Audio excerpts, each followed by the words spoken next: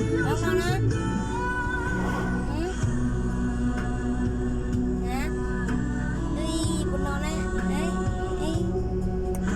โอ้เดี๋ยว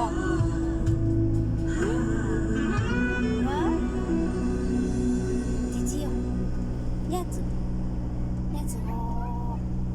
鸭子哦。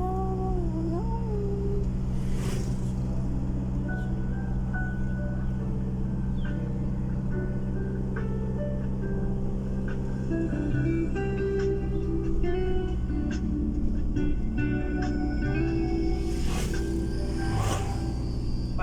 2 คนมา2 คนก็แล้วล่ะแล้วเจ๊快เอาพี่จ๋าไปละเขามาเจนเรื่องมาเจนมาก็ได้ละไปขายพี่จ๋าละเขาให้เขาละ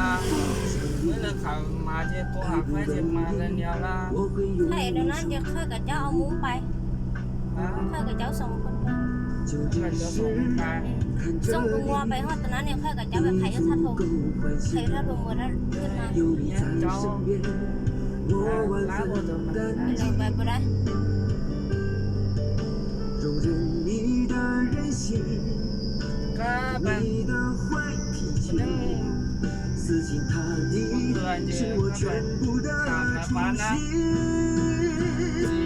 เขียนที่เรา อ๋อตอนนั้นวันจันทร์มันเขียนในร้านแล้วเสีย50,000所以我很珍惜，不敢大意，用尽所有力气，小心的爱你，唯恐弄丢你，一切来不及。เจพี่น้องเป็นตัวสองพวกก็ เว้ย เริ่มมาเจเนี่ยเอ็นมา เว้ยเนี่ย